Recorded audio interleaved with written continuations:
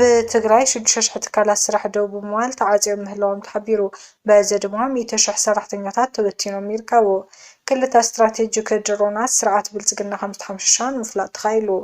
ኣሜሪካ ንኢትዮጵያ እትህቦ ሓገዝ ከይቋረጽ ጻውዒት ቀሪቡ። ጀነራል ኣበባው ታደሰ ሰሜን ምዕራብ እዝ ዝኾነ ይኹን መጥቃዕቲ ናይ ምክልኻል ብቕዓት ኣለዎ ክብል ተፈጊሩ። ኢራን ንዞባዊ ውሕስነት ክበሃል ኣሜሪካ ማዓስከራታ ክትዓጽው ከም ትደሊ ትሕብር። ኢራን ነቲ ሓድሽ እማም ሰላም ኣሜሪካ ክትቅበሎ ከም ዘይትኽእል እውን ይግለጽ። ኣብ ትግራይ 6,000 ትካላት ስራሕ ደው ብምባል ተዓፅዮም ምህላዎም ተሓቢሩ። በዚ ድማ 100,000 ሰራሕተኛታት ተበቲኖም ይርከቡ። ኣብ ትግራይ ቅድሚ ፅንተታዊ ኩናት ተጣይሾም ይንቀሳቐሱ ካብ ዝነበሩ ትካላት ንግድን ኢንዱስትሪታት ክልል ትግራይ እቶም 95 ሚእታዊት ከም ዝዓነዉ ቢሮ ኢንዱስትሪ ትግራይ ኣፍሊጡ።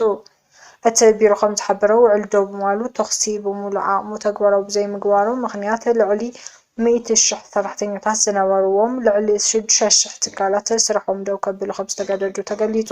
እቲ ዓውዲ ኢንዱስትሪ ብሰንኪ ልቓሕ ባንኪ ሕፅረት ነዳድን ጥረ ኣቑሑትን ከምኡ'ውን ብሰንኪ ዕንወት መሰረተ ልምዓት ክሳብ ሕጂ ክሓዊ ከም ዘይከኣል ይግለጽ። ጊዜያዊ ምምሕዳር ትግራይ ቢሮ ኢንዱስትሪን እቲ ጸገም ንምፍታሕ ናይ ባንኪ ልቓሕ ንኽስረዝን ንመንግስቲ ፌደራል ደጋጊሞም ሕቶ እኳ እንተቕረቡ ክሳብ ሕጂ ግብራዊ ፍታሕ ከይረኸቡ እዮም ጸኒሖም። ብሰንኪ ፋይናንሳውን ንግዳውን ቀይድታት ቁጠባዊ ምንቅስቓስ ትግራይ ብኸቢድ ተሓሲዩ ይርከብ። መሰበ ስልጣን ፌደራል ዝተገብሩ ዘተታት እውን ዝተደለየ ውፅኢት ኣየምፅኡን። ሕዚ ከዓ ብዓብዩ ናብ ምትፍታን ተኣትዩ ይርከብ።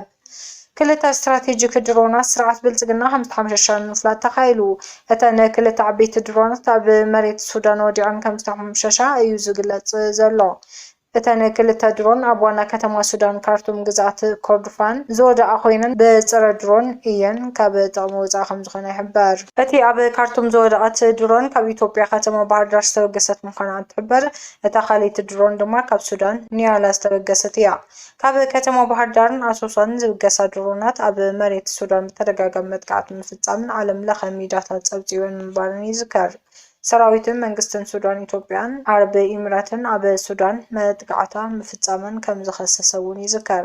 ንኽልቲአን ሃገራትን ብጸለስ ዝሰየመት ሱዳን ወታደራዊ መጥቃዕቲ ከም ትፍጽም በትሪ እውን ኣጠንቂዓ እያ። ኣሜሪካ ንኢትዮጵያ ትህቦ ሓገዝ ከይቋረጽ ጻውዒት ቀሪቡ። ኣብ ቤት ምኽሪ ወከልቲ ህዝቢ ኣሜሪካ ሴኔት ኣባል ኮሚቴ ዝምድናታት ወጻኢ ዝኾና ሲንታር ጃን ሻሂን ኣሜሪካ ንተረዳእቲ ኢትዮጵያ እትህቦ ሓገዝ ምግቢ ከይተቋረጽ ንሚኒስተር ወጻኢ ጉዳያት ማርኮ ሮቢ ብደብዳቤ ኣተሓሳሲበን። እቲ ሓገዝ እንተተቋሪጹ ዝኸፍአ ሰብኣዊ ቅልውላው ከጋጥም ከም ዝኽእል ኣጠንቂቐን።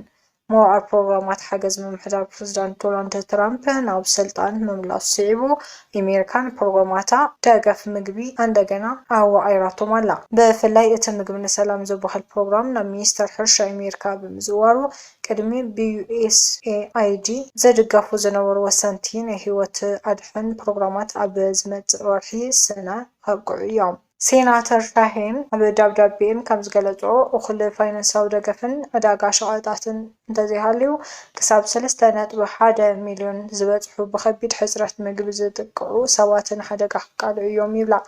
ካብዚኦም እቶም ልዕሊ 1 ሚልዮን ኣብ ውሽጢ ኢትዮጵያ ዝተፈናቐሉ ወገናት ይርከብዎም። መቆራጸቲ ሓገዝ ምስ እዋን ክራማት ኢትዮጵያ ስለ ዘጋጥም ብሰንኪ ዝናብ ሓገዝ ንምጉዓዝ ዝያዳ ኣጸጋሚ ክኸውን እዩ። ካብዚ ብተወሳኺ ውዕል ፕሪቶርያን ፖለቲካዊ ጽልዋን ኣመልኪተን ሴናተር ሻሂን ሚኒስተር ወጻኢ ጉዳያት ኣሜሪካ ነቲ ኣብ መንጎ መንግስቲ ፌደራልን ሕወሓትን ዝተገብረ ውዕል ፕሪቶርያን ንምትግባር ዘለዎ ቆራጽነት እንደገና ክርአ ፀዊዑ። እዘን ሴናተር ዘለወን ጽልዋ ኣመላኺቱ ዶክተር ሙልጌታ ገብረ እግዚአብሔር ፕረዚዳንት ማሕበር ሰላምን ፍትሕን ተጋሩ ንዶይቼ ቬለ ኣብ ዝሃብዎ ርእይቶ ሰለስቲኦም ጨናፍር መንግስቲ ኣሜሪካ ሪፐብሊካውያን ዝተታሕዙ እዮም። እዘን ሴናተር ዲሞክራት እኳ እንተኾና ኣብ ዓለም ለኻዊ ምትሕብባር ዘሎ ፍልይ ዓብዪ ስለ ዘይኮነ እቲ ዝሓደረኦ ጸቕጢ ቀሊል ኣይክኸውንን ኢሎም። ተመራመርቲ ዓለም ለኻዊ ግጭታት ዲፕሎማስን ብወገኖም ኣሜሪካ ኣብ ኢትዮጵያ ዘለዋ ናይ ነዊሕ እዋን ናይ ልምዓትን ሰብኣዊ ሓገዝን ታራ ዘኪሮም እቲ ሓገዝ ምቁራጽ ኣብቲ ምርጋእ ዘይብሉ ኩነታት ዘላ ሃገር ከቢድ ሳዕቤን ከም ዝህልዎ ገሊፆም። ዝቃልቲ ኮይኑ እቲ ሓገዝ ክዓቢ እንተዘይኮይኑ ድማ ዘሎ ክቕጽል ይግባእ ኢሎም። ኣብ ልዕሊ ሰበስልጣን ነዳድን ኢትዮጵያ በረከት ገብሬዋ ናይ ከቢድ ብልሽውና ክስ ተመስሪቱ። ምክትል ዋና ዳይሬክተር በዓል መዚ ነዳድን ኢነርጂን ኢትዮጵያ ዋና ዳይሬክተር ትካል ቀረብ ነዳዲ ኢትዮጵያን ከምኡውን ኣብ ማሕበራዊ ሚድያ ቲክቶክ በረከት ገብሬዋ ብዝብል ስምዒት ትፍለጥ ወይዘሮ በረከት ወርቁን ዝርከብዎም 11 ውልቀ ሰባትን ንሃገራዊ ዋሕዲ ነዳዲ ምክንያት ብዝኾን ከቢድ ናይ ብልሽውና ኮንትሮባንድን ገበንን ተጠርጢሮም ክስ ተመስሪቱሎም። ቤት ፍርዲ ላዕለዋይ ክፍሊ ልደታ መግባእያ ገበን ብልሽውና ነቲ መዝገብ ተቐቢሉ ክሪኦ ጀሚሩ ኣሎ። ከምቲ ኣብ ክሲ ዓቃቢ ሕጊ ተመልኪቱ ዘሎ እቶም ሰበስልጣን መምርሒ ኣዋህባ ፍቃድ ብምጥሓስ ምስ ተኸሳሲት ወይዘሮ በረከት ወርቁ ብምጥማር ልዕሊ 466,000 ሊትሮ ጻዕዳ ናፍጣ ብዘይሕጋዊ መንገዲ ከተረክብ ገይሮም እዮም። ተኸሳሲት ወይዘሮ በረከት ቅድም ክብል ኢንቨስትመንት ብዝብል ሽፋን ብሽም ከተማ ዲማ ክልል ጋምቤላ ብዝወፀ ናይ ንግዲ ፍቃድ ልዕሊ 100,000 ሊትሮ ነዳዲ ብቐጥታ ካብ ጅቡቲ ወሲዳ ምንም ዓይነት መኽዘን ነዳዲ ዲፖ ከይህልዋ ነቲ ብ100 ቅርሺ ዝተገዝአ ነዳዲ ንኣፍረይቲ ወርቂ ብኣስታት 1,200 ቅርሺ ብዘይሕጋዊ መንገዲ ከም ዝሸጠቶ ኣብቲ ክሲ ተገሊጹ ኣሎ። እዚ ተግባር እቶም ሰበስልጣንን እቲ ውልቀ ሰብን ኣብ ሃብቲ መንግስቲ ከቢድ ጉድኣት ካብ መውፅሑ ተወሳኺ ነቲ ኣብ ዕዳጋ ዝተረኣየ ዋሕዲ ነዳዲ ቀንዲ ምክንያት ምዃኑ እቲ ክሲ የረድእ። ኣብ ገዛን ቤት ጽሕፈትን ገሊኦም ተኸሰስቲ ብዝተገብረ ሃንደበታዊ ፍተሻ ብ10 ኣሽሓት ዝቑፀር ዶላር ኣሜሪካ፣ ዩሮን ፓውንድን ዓባይ ብሪጣንያን ብዘይሕጋዊ መልክዕ ተዓቂቡ ተረኺቡ። እቲ ጉዳይ ዝሓዞ ሳልሳይ መግባእያ ገበን ብልሽውና ፌደራል ላዕለዋይ ቤት ፍርዲ ነቲ መዝገብ ከፊቱ ናይቶም ተኸሰስቲ ጉዳይ ክርኢ ከም ዝጀመረ ተሓቢሩ። ጀነራል ኣበባው ታደሰ ሰሜን ምዕራብ እዚ ዝኾነ ይኹን መጥቃዕቲ ናይ ምክልኻል ብቕዓት ኣለዎ ክብል ፈኪሩ።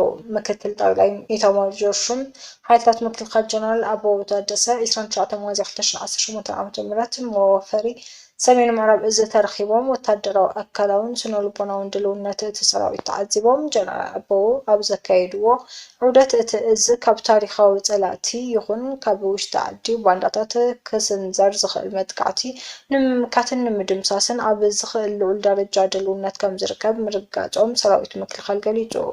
ጀነራል ኣበባው ንሰራዊት ኣብ ዘመሓላልፎ መልእኽቲ ታሪኻዊ ተራ እቲ እዚ ክገልጹ ከለዉ ሰሜን ምዕራብ እዚ ምክልኻል ዝሃቦ ብልዑል ጅግነት እናፈጸመ ዝመፀ ናይ ትካልና እሙን እዚ እዩ ኢሎም ወሲኾም እውን እቲ እዚ ተኸታታሊ ወራር ሕወሓት ምፍራስ ሃገር ብምምካት ሃገር ኣብ ምጽናዕ ዝነበሮ ተራ ከምኡ እውን ኣብ ክልል ኣምሓራ ግጭትን ዕግርግርን ንምፍጣር ብዝተንቀሳቐሰ ጽንፈኛ ጉጅለ ናይ ውሽጢ ዓዲ ባንዳ ብዝብልዎ በቲ እዚ ብዝተፈነወሉ ሓይልታት መጥቃዕቲ ከም ዝፈሸለን ቅስሙ ከም ዝተሰበረን እዮም ዝገልጹ። ጸላእቲ ኢትዮጵያ ንሃገር ንምድኻም ለይትን መዓልትን ከም ዝሰርሑ ዝጠቐሱ እቶም ጀነራል ሰራዊት ምክልኻል ግን ነዚ ውዲት ብምፍሻል ሰላምን ድሕንነትን ህዝቢ ናይ ምርጋጽ ሓላፍነቱ ይፍጽም ከም ዘሎ ኣፍሊጦም።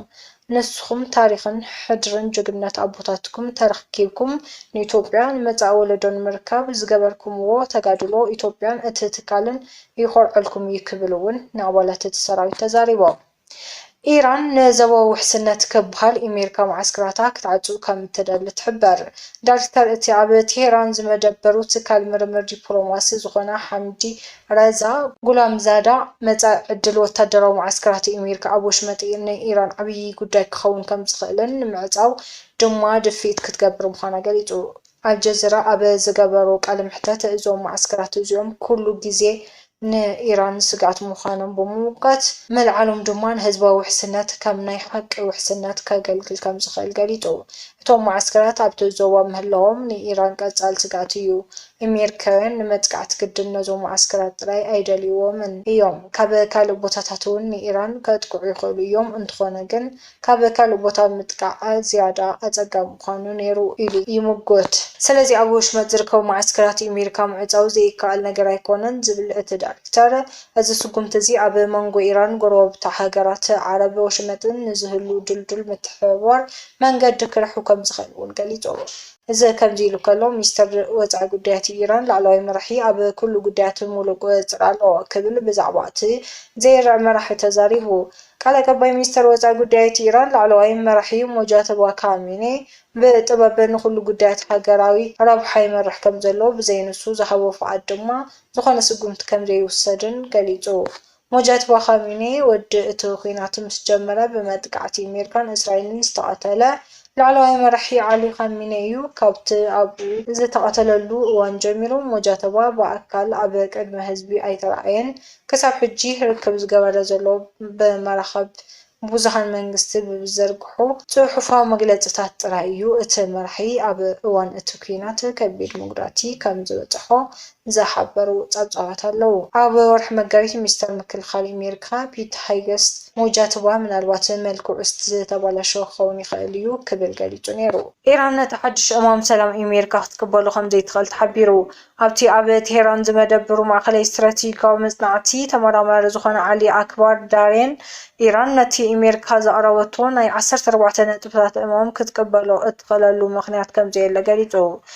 ዳሬኒ ምስ አልጀዚራ ኣብ ዝገበሮ ቃለ መሕትት እቲ ውጥን ገና ኣብቲ ዝለዓለ ጠለባት ዝተመስረተ ኮይኑ ንኢራን ኢዳ ክትህብን ኩሉ ነገር ክትሓድጎን ዝጽውዕ እዩ ኢሉ ኢራን ኣሜሪካን ካብ ስምምዕ ርሒቓን ዘለዎ ዓብዪ ምኽንያት ትራምፕ ናይ እስራኤል ኣዘራርባ ስለ ዝተዓሸወ እዩ ንሱ ድማ ንኢራን እንተኣጥቂዕናያ ኢዳ ክትህብ እያ ዝብል እዩ ክብል ዳሬን ካብ ቴሄራን ሓቢሩ።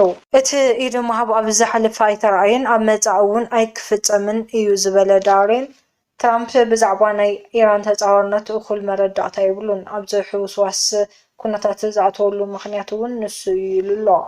ትራምፕ ነቲ ኩናት ጀሚርዎ ክኸውን ይኽእል እዩ እንተኾነ ግን ደው ከብሎ ይከኣለን እዩ። ምኽንያቱ ድማ መወዳእታ እቲ ኩናት ኣብ ኢድ ትራምፕ ዘይኮነስ ኣብ ኢድ ኢራን ስለ ዝኾነ ዳሬን ኣገንዚቡ።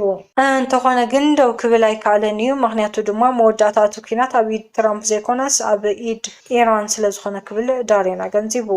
ከም ዝፍለጥ ትራምፕ 14 ነጥብታት ኣብ ዘለውሉ ኩናት ኢራን ብቕልጡፍ ከም ዘብቅዕ ገሊጹ እዩ። ፕረዚዳንት ኣሜሪካ ዶናልድ ትራምፕ እቲ ምስ ኢራን ዝካየድ ዘሎ ኩናት ብቕልጡፍ ክውዳእ ከም ዝኽእል እንትገልጽ ነቲ ናይ ኒውክለሳዊ ድሌታት ቴሄራን ንምቁራጽ ዝሓንፀጾ ኢላማ ድማ ብማሕበረሰብ ዓለም ከም ዝድግፎ ብምግላጽ እዩ። እዚ ተስፋ ዝህብ ኣረኣእያ ንዝርዝር ኒውክለሳዊ ዘተ ከም ማዕቐፍ ከገልግል ዝኽእል 14 ነጥብታት ዘለዎ መዘክር ምርድዳእ ብዝምልከተ ጸብጻባት ኣብ ዝቐለሉ ዘለዎ እዋን እዩ። ብመሰረት ጸብጻባት ኣክሲዮስን ሮይተርስን እቲ ሓደ ገጽ ዝሓዘ መዘክር ምቁራጽ መደባት ኒውክለር ኢራን ምልዓል ቁጠባዊ ኣገዳ ከምኡውን ምምላስ ነጻ መተሓላለፊ መስመር ናይቲ ብስትራቴጂያዊ ኣገዳስነት ዘለዎ መጻኢ ሆርሙዝ ሓዊሱ ብዙሓት ወሰንቲ ድንጋጌታት ዝገልጽ እዩ። ትራምፕ ኣብ ዝሓለፈ መዓልትታት ኣዝዩ ጽቡቕ ዝርርብ ከም ዝተፈጸመ ክሕብር እንከሎ መንግስቲ ኢራን ዝሃቦ ምላሽ ግን ቁጥብ ዝበለ እዩ ነይሩ። ብኻሊእ ዜና ፕረዚዳንት ትራምፕ ኣብ ልዕሊ ሕብረት ኣውሮፓ ተወሳኺ ቀረጽ ከም ዝጽዕን ኣጠንቂቑ። ፕረዚዳንት ትራምፕ ምስ ሓላፊት ኮሚሽን ኣውሮፓ ድሕሪ ዝገብሮ ናይ ቴሌፎን ዝርርብ ሕብረት ኣውሮፓ ክሳብ ሓምለ 4 ኩሉ ናይ ንግዲ ቀረጽ ናብ ባዶ እንተዘይቐኒስዎ ኣሜሪካ ኣብ ልዕሊ ፍርያት እቲ ሕብረት ዝለዓለ ቀረጽ ክትጽዕን ምዃና ኣጠንቂቑ። ትራምፕ ምስቲ ሓላፊት ኣብ ብዙሓት ጉዳያት እንተላይ ብዛዕባ ኢራን ከም ዝተዘራረቡ ኣረጋጊጹ ኣሎ። ኣብቲ ጉዳይ ኣድሂቡ ድማ ኢራን መላእ ዓለም ኒውክለራዊ ኣጽዋር ክህልዋ ከም ዘይብሉ ሙሉእ ብሙሉእ ዝተስማዕማዕነሉ ጉዳይ እዩ። ናይ ገዛእ ርእሱ ህዝቢ ዝቐትል ስርዓት ንሚልዮናት ሰባት ክቐትል ዝኽእል ቦምብ ክቆጻጸር ከም ዘይክእል ተስማዕሚና ኣለና እውን ኢሉ። ዝኸበርኩም ተኸታተልቲ ካርታ ሚድያ ዜናታትና ነዚ ይመስሉ ነይሮም።